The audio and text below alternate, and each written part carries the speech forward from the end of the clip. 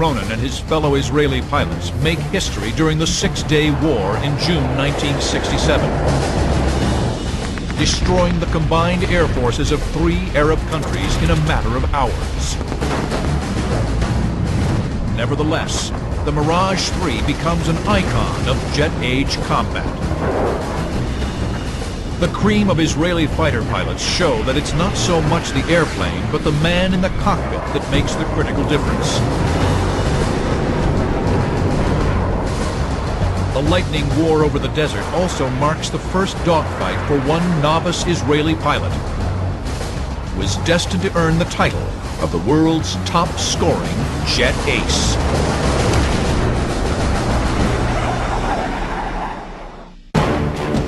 June 6, 1967, the Six-Day War. Over southern Israel, 2 Mirages from 101 Squadron are heading east towards Egypt. Number 2 in the flight is Lieutenant Giora Epstein. He only has 3 combat missions in the Mirage and no kills. But he is destined to become the world's top-scoring jet ace. Epstein and his leader are on the prowl for Egyptian aircraft. And we start turning above at 20,000 feet, and suddenly I see 2 aeroplanes pulling behind us, but I look, I see it's Mirages. Fighter pilots are territorial, especially when it comes to their hunting grounds. So I told them, hey, we are friends, leave us alone. And suddenly I see that they split us down, and when I look where their noses pointed, I see 3 Sukhoi 7s. The Russian-built Sukhoi is a big and heavy swept-wing fighter, very effective in the ground attack role. Even so, its 16,000-pound thrust engine can push the Su-7 near supersonic on the deck. Epstein is here. The 2 interloping Mirages are here, diving on the 3 Su-7s. But another pair of Mirages is already giving chase. The 7 jets form up into a bizarre, deadly procession. There was 1 Sukhoi, 1 Mirage, 1 Sukhoi, 1 Mirage, and at the side, Sukhoi and Mirage. And everybody starts shooting together. 30mm cannon tracers rip through the sky.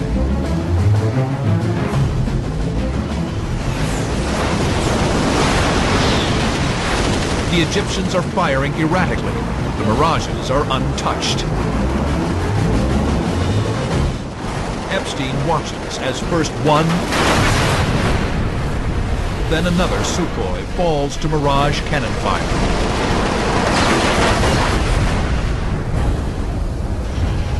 But a third Su-7 is escaping. A Mirage is on his tail. And I see the Mirage chase the Sukhoi, and it was a little bit far from him. Epstein sees a chance for a kill. His first. He hurtles earthward, chasing the Sukhoi at near Mach 1.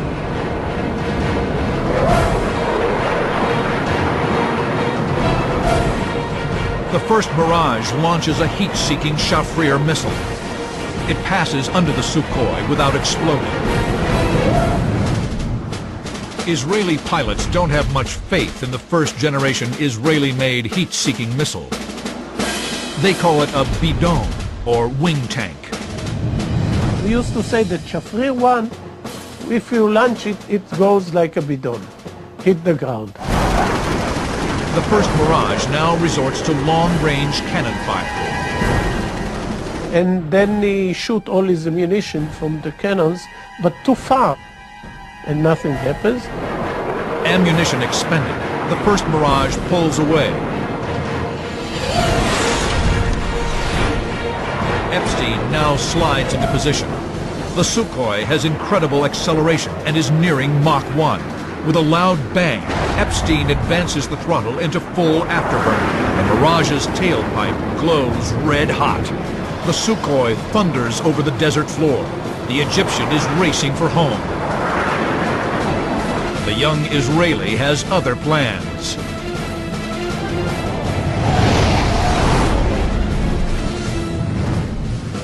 The career path that would make Yora Epstein a master of jet combat was unconventional, even by Israeli standards. Initially rejected for flight training in 1956 due to a heart murmur, Epstein became a paratrooper instead. In 1963, he was finally accepted into pilot training and won his wings. Epstein soon made a name for himself while in fighter training. Every fighter pilot, both new and experienced, hones his combat skills through the practice dogfight. On one such flight, he's pitted against his squadron commander. Epstein accidentally goes into a spin. Now, I was free fall paratroopers, and I have about 500 jumps at that time, so I feel in the air very comfortable. It didn't mean to mean anything that I may spin, because I made spins without aeroplanes very easily in the air. But Epstein's CO sees impending disaster.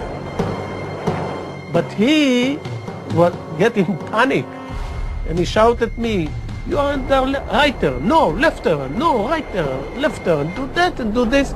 At the end, I have to tell him, "Please, shut up. You just make it harder for me." And I get out from this spin very easily, no problem at all. Epstein advances quickly into the Mirage 3.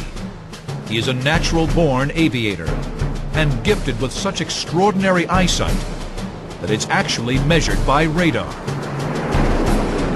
I can see fighters for 24 miles, when average pilot can see them between 8 to 12 miles. So I have an advantage. In all the dogfights that I took parts, I see the airplane first. Hawkeye, as he's called by his fellow pilots, is now champing at the bit for a kill. Epstein is determined that the big Egyptian fighter hugging the ground in front of him will be his first. I went after this Sukhoi for a very long chase. Epstein finally gets within cannon range, 1,200 feet. The Pipper is on the target. He has visualized this moment for years. Epstein squeezes the trigger. Nothing happened. In his excitement, he's forgotten to engage the cannon arming switch. What I did, I hit circle breakers, and at that time I was 250 behind him, and I gave a very short breath. And the Sukhoi 7 has a huge engine, really huge. All the bullets go inside this engine, and it was a tremendous explosion. And when he came out of the explosion, there is only wings and nose.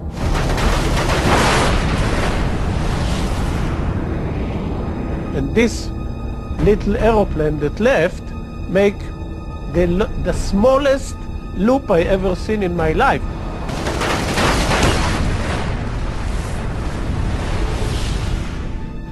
Tuck, and he was in the ground. Yora Epstein has realized his dream and scored his first kill.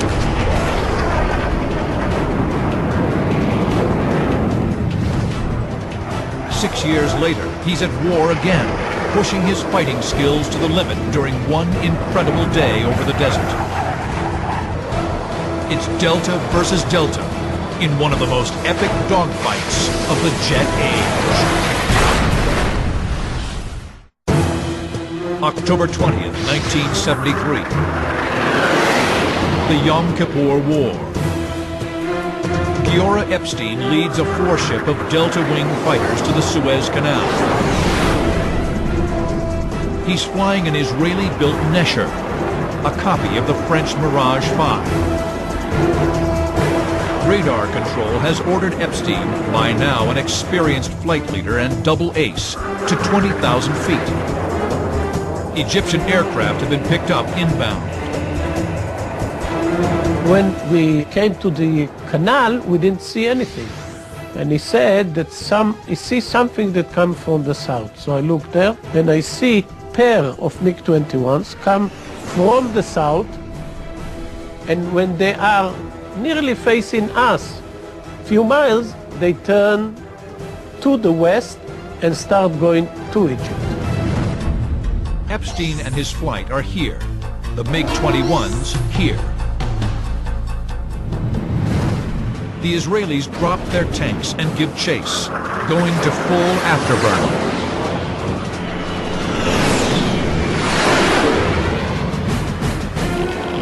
In the lead, Epstein gets good tone from his heat-seeking missile. And at that time, the Yom Kippur War, we have good missiles. We have the Shafrir 2 and the M9D. So I launched a missile, and I got a hit, and the number 2 of this pair explodes and goes down.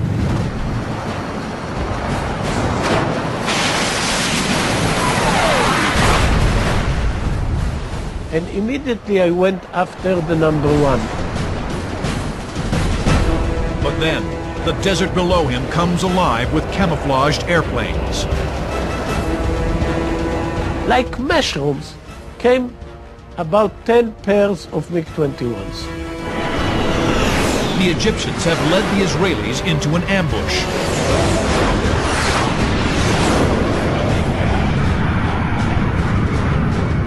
Giora Epstein is about to put the Nesher to the ultimate test.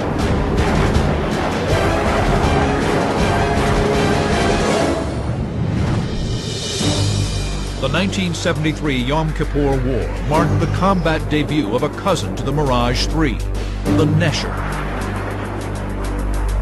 The sleek Delta Wing fighter was born in the shadows of international espionage. By 1967, Israel needed new airplanes to boost its fleet of top-line Mirage 3s. They worked with Dassault Aviation to design a simpler and less expensive Delta Wing fighter called the Mirage 5. Israel paid France for 50 airplanes. But on the eve of the Six-Day War, French President Charles de Gaulle imposed a total arms embargo on the Jewish state. Israel, with the help of accomplices outside